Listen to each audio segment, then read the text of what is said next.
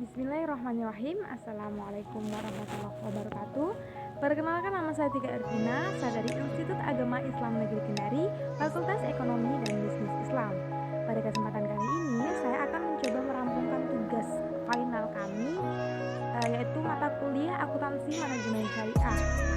Langsung saja, mari kita jelaskan tentang materi kelompok 7, di mana di sini yaitu judul besarnya analisis pengambilan keputusan jangka pendek. Dalam materi ini ada beberapa poin yang harus dijelaskan, di mana yang pertama yaitu tactical decision making. Tactical decision making ini biasa disebut dengan pengambilan keputusan taktis biasa atau biasa juga disebut dengan keputusan jangka pendek. Poin selanjutnya yaitu model keputusan atau decision approach. Dalam poin ini itu menjelaskan tentang bagaimana mengidentifikasi masalah, alternatif, menilai faktor-faktor kualitatif, mengidentifikasi biaya dan manfaat yang berkaitan dengan setiap alternatif dan membuat keputusan. Ada beberapa jenis pengambilan keputusan jangka pendek, di antaranya yang pertama yaitu membeli atau membuat sendiri, yang kedua menjual atau memproses lebih lanjut suatu produk, yang ketiga menghentikan atau melanjutkan produksi produk tertentu, dan yang keempat yaitu menerima atau menolak pesanan khusus. Dan juga ada beberapa analisis pengambilan keputusan, di antaranya yang pertama yaitu keputusan rutin. Keputusan rutin adalah keputusan manajemen yang terjadi secara berulang-ulang. Dan yang kedua yaitu keputusan khusus, di mana keputusan ini adalah keputusan manajemen yang tidak rutin terjadi, atau kebalikan dari keputusan rutin. Dalam analisis pengambilan keputusan jangka pendek, ada yang namanya aspek produksi. Apa sih yang dimaksud dengan aspek produksi? Aspek produksi adalah kegiatan untuk menciptakan atau menambah nilai guna suatu barang atau jasa dengan menggunakan faktor-faktor produksi seperti tenaga kerja, mesin, agar menghasilkan produksi yang dibutuhkan sesuai yang diharapkan konsumen. Ada beberapa pengambilan keputusan dalam kebutuhan proses aspek produksi. Di antaranya yaitu pengambilan keputusan atas peristiwa yang pasti, pengambilan keputusan atas peristiwa yang mengandung resiko, pengambilan keputusan atas peristiwa yang tidak pasti, dan atas peristiwa yang timbul karena pertentangan dan keadaan lain. Selanjutnya penjelasan materi kelompok 8. Nah, pada kelompok ini itu menjelaskan tentang sistem manajemen biaya dan activity based management. Di mana pengertian dari sistem manajemen biaya itu sendiri adalah sistem yang didesain untuk menyediakan informasi bagi manajemen. Dan tujuannya yaitu untuk mengidentifikasi peluang-peluang penyempurnaan, perencanaan strategis, dan pembuatan keputusan operasional mengenai pengadaan dan pengguna sumber-sumber yang diperlukan oleh organisasi. Konsep dasar sistem manajemen biaya itu sendiri yaitu konsep nilai tambah, konsep akuntansi aktivitas, dan biaya target. Ada beberapa tujuan dari sistem manajemen biaya, diantaranya yaitu mengidentifikasi biaya aktivitas, menentukan efisiensi, efektivitas, dan ekonomi aktivitas-aktivitas, menyempurnakan kinerja masa depan, dan mencapai tujuan tersebut bersama lingkungan perubahan teknologi. Salah satu manfaat dari sistem manajemen biaya yaitu untuk membantu manajemen merencanakan dan mengendalikan suatu organisasi. Poin selanjutnya yaitu activity based management, di mana activity based management itu adalah pendekatan yang luas dan terpadu yang memfokuskan perhatian manajemen pada aktivitas dengan tujuan perbaikan nilai pelanggan dan laba yang dicapai dengan menjadikan nilai. Tujuannya yaitu untuk meningkatkan nilai produk atau jasa yang diserahkan ke konsumsi. Langkah-langkah value analysis dalam menghasilkan informasi yaitu driver dan activity analysis. Selanjutnya yaitu pemaparan materi kelompok 9, di mana materi ini itu menjelaskan tentang standar costing dan pengukuran kinerja manajemen. Pertama-tama kita harus tahu dulu nih, apa sih pengertian dari biaya standar?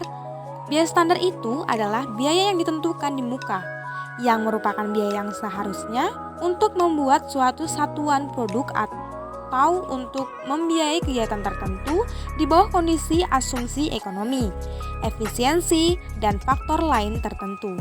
Selanjutnya, kita juga harus tahu dulu apa sih yang dimaksud dengan pengukuran kinerja. Nah, pengukuran kinerja itu adalah proses penilaian kemajuan pekerjaan terhadap tujuan dan sasaran yang telah ditentukan, termasuk informasi atas efisiensi penggunaan sumber daya dalam menghasilkan barang dan jasa, kualitas barang dan jasa, hasil kegiatan dibandingkan dengan maksud yang diinginkan, dan efektivitas dalam mencapai tujuan. Nah, dalam materi ini juga menjelaskan ada beberapa kesulitan dalam mengimplementasikan sistem pengukuran kinerja manajemen. Dan salah satunya yaitu terpaku pada hasil keuangan. Selanjutnya materi kelompok 10, di mana pada kelompok ini menjelaskan sistem penanganan fleksibel dan support activity cost. Pada materi ini ada beberapa yang harus dijelaskan, diantaranya yaitu pengertian anggaran fleksibel. Pengertian anggaran fleksibel yaitu suatu sistem perencanaan dan penyusunan anggaran perusahaan apabila hasil output kegiatan operasional bersifat berubah-ubah. Nah, pengertian dari support activity cost sendiri adalah segala dukungan dari beberapa orang atau komunitas yang mendukung terjadinya kegiatan operasional. Support ini juga merupakan salah satu faktor penunjang yang dibutuhkan agar proses kegiatan operasional itu berjalan dengan baik. Nah, poin selanjutnya itu menjelaskan tentang biaya kegiatan. Nah, di mana pada poin ini bisa dilihat sendiri bahwa ukuran output atau kegiatan yang dipilih itu umumnya disebut sebagai activity base kebijakan manajemen. Sebagai besar, biaya ini dipengaruhi oleh kebijakan manajemen.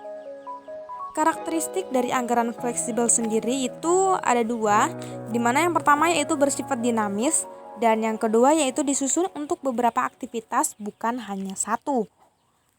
Jenis-jenis anggaran fleksibel ada tiga, yang pertama yaitu dasar, yang kedua menengah, dan yang ketiga yaitu tingkat lanjut. Karena saya sendiri adalah kelompok 11, maka kita di sini tidak menjelaskan lagi tentang materi kelompok 11 ya. Kita langsung saja di materi kelompok 12. Nah, pada kelompok 12 ini itu menjelaskan tentang investment center dan transfer pricing. Pengertian dari investment center sendiri adalah unit organisasi yang bertanggung jawab kepada manajemen puncak atas profitabilitas terkait dengan basis investasi unit itu sendiri. Selanjutnya adalah transfer pricing, di mana transfer pricing atau ongkos transfer merupakan sejumlah harga di mana suatu segmen organisasi menjual produk atau layanan ke segmen-segmen lain dari organisasi yang sama. Nah, materi yang terakhir yaitu materi kelompok 13 yaitu hybrid costing atau operation costing. Operation costing. Apa sih yang dimaksud dengan operation costing? Operation costing job order costing yaitu mengakumulasi biaya produksi berdasarkan pekerjaan. Sedangkan proses costing mengakumulasi biaya produksi berdasarkan proses. Overview hybrid costing. Biaya hybrid menggambarkan karakteristik perhitungan biaya berdasarkan proses costing yang menggabungkan proses pesanan manufaktur berkelanjutan. Job order costing. Karakteristik proses produksi perusahaan manufaktur versus perusahaan jasa. Manufaktur melibatkan gabungan bahan langsung, tenaga kerja langsung, dan overhead untuk menghasilkan produk baru. Dalam description job order costing system ada beberapa, di antaranya yang pertama yaitu gambaran job order costing, yang kedua material production form, dan yang ketiga yaitu job time ticket.